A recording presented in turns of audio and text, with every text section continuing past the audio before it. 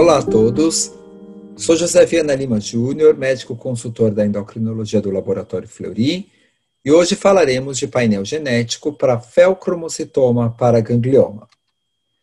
Feocromocitoma paraganglioma são tumores de células cromafins que produzem, armazenam, metabolizam e secretam catecolaminas.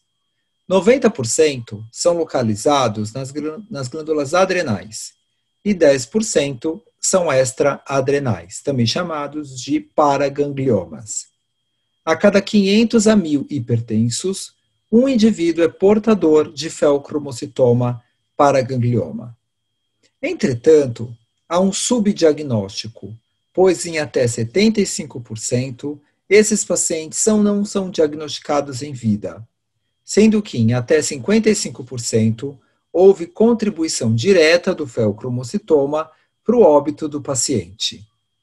Em estudos de autópsias, a prevalência chega a ser de 250 a 1.300 casos. E todo paciente com feocromocitoma paraganglioma deve ser interpretado como potencialmente metastático. Alguns pacientes podem ser carreadores de uma variante alélica patogênica. Na minha apresentação, várias vezes eu vou falar variante alélica patogênica, que é sinonímia no passado que nós chamávamos de mutação. Então, quais são os pacientes que têm uma alta suspeita para serem portadores de um feocromocitoma paraganglioma genético? Então, indivíduos jovens, com menos de 45 anos de idade, indivíduos com feocromocitoma e com os seguintes antecedentes pessoais: doenças que possam lembrar da síndrome de von Hippel-Lindau, como hemangioblastoma de sistema nervoso central, angiomas de retina, carcinoma renal de células claras, tumores neuroendócrinos de pâncreas e tumores de orelha média, neurofibromatose do tipo 1, pacientes com neoplasia endócrina múltipla do tipo 2A e nem 2B, então com portadores de carcinoma medular de tiroide, hiperparatiroidismo primário, hábitos marfanoide, neuromas mucosos e ganglioneuromatose intestinal, tumores pituitários e o tumor estromal gastrointestinal. Se houver na história familiar histórico de feocromocitoma, carcinoma medular da tiroide, de neoplasia endócrina múltipla do tipo 2A e 2B, síndrome de paraganglioma familiar, síndrome de von Hippel-Lindau e neurofibromatose do tipo 1. E não esquecer, naqueles casos em que o paciente apresenta uma lesão adrenal bilateral com valores de atenuação na fase portal maior que 10 unidades Hounsfield e um washout menor que 60% na tomografia.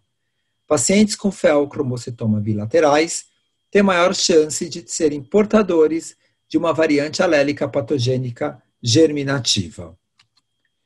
No passado, acreditava-se que apenas 10% dos pacientes com feocromocitoma paraganglioma eram portadores de uma variante alélica patogênica germinativa. Hoje sabemos que esse número vai para 25% a 35% quando falamos de feocromocitomas adrenais. Quando falamos de paragangliomas, esse número chega a mais de 50%. Quando a gente compara um paraganglioma a qualquer outra neoplasia humana, existe uma maior chance de você encontrar uma variante alélica patogênica germinativa. Dessa forma, o teste genético ele deve ser oferecido para todos os pacientes portadores de paragangliomas, independente de histórico familiar. E até o momento, mais de 15 genes associados com os casos familiares foram descobertos e provavelmente teremos mais genes à medida que vai passando o tempo. Então, em 2017, surgiu esse consenso, um consenso genético, um consenso em que utiliza sequenciamento de próxima geração para avaliação de feocromocitomas e paragangliomas hereditários. Aqui estão todos os genes que foram avaliados, aqui tem mais de 15 genes, e ele é dividido, a gente consegue dividir os feocromocitomas paragangliomas genéticos em dois grupos, e dois grupos de acordo com as suas assinaturas de transcrição. o cluster 1, em que há uma resposta celular à hipóxia, em que você tem feocromocitomas extraadrenais, exceto na síndrome de von Hippel-Lindau, em que você tem, na maioria, feocromocitomas adrenais. O padrão hormonal é de noradrenalina e normetanefrina. E aqui são todos os genes relacionados com o cluster 1. Chama atenção para os genes da succinato desidrogenase e para o gene do VHL. No cluster 2, então a assinatura de transcrição é por proteínas que ativam a sinalização quinase, são feocromocitomas adrenais, onde há um predomínio hormonal de adrenalina e metanefrina, e os genes aqui são o gene RET, NF1, MAX e também 127. Feocromocitomas paragangliomas produtores de dopamina metoxetiramina, eles têm um poder de metástase maior. E aqui, nesse caso, temos que ficar atentos a variantes alélicas patogênicas no gene da succinato desidrogenase do tipo B. Então, o nosso painel genético, ele vai compreender 22 genes, né, tanto do cluster 1 quanto do cluster 2. O exame é feito através de amostras de sangue, saliva e suave oral. Caso seja encontrada uma variante patogênica ou provavelmente patogênica, até 4 familiares desse paciente vão poder ter a avaliação do gene alterado, a variante alterada, sem custo, e o prazo de laudo são até 20 dias, o prazo de laudo é de até 20 dias corridos. Então, para saber nosso fluxo de sequenciamento de próxima geração, inicialmente é uma avaliação clínica, o paciente ele vai preencher um questionário, a partir daí é feita uma coleta da amostra, a extração do DNA, a captura do gene do preparo, o sequenciamento, colocado nas nossas plataformas de bioinformática, existindo aqui o alinhamento de sequências e identificação de variantes, a interpretação dessas variantes e a confecção do laudo.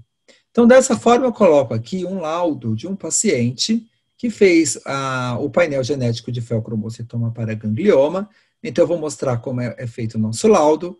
Então, aqui o resultado. Então, no caso, foi encontrada a variante patogênica, onde no códon 242 há uma troca de um aminoácido arginina por uma serina em heterozigose no gene da succinato desidrogenase do tipo B. Nos achados complementares, caso houvesse alguma variante de significado clínico indeterminado, nós também estaríamos reportando aqui nessa parte. E a gente faz a avaliação também com variações em número de cópias nesta análise.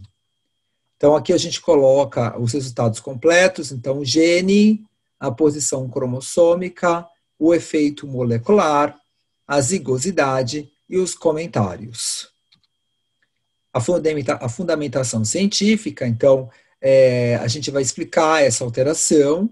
Então, esse gene, no caso aqui desse paciente, identificou a variante patogênica em heterozigose no gene da succinato desidrogenase do tipo B, que é uma variante missense, que consiste na substituição do nucleotídeo citosina por uma adenina, na posição 724 do exon 7 do gene da succinato desidrogenase tipo B.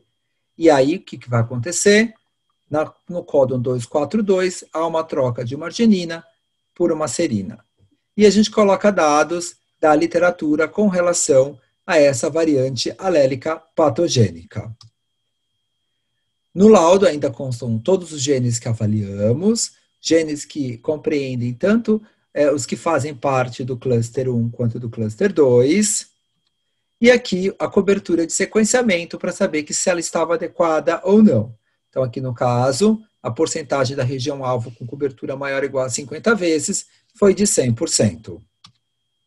Então, deixo como mensagens finais. Pacientes com feocromocitoma paraganglioma, sempre oferecer teste genético. Lembrando que mais de 50% dos paragangliomas possuem uma variante alélica patogênica germinativa, mesmo sem histórico familiar. Atenção aos dados de anamnese e exame físico, Muitas vezes, numa boa anamnese, num bom exame físico, você consegue encontrar algumas características que podem sugerir a alteração gênica.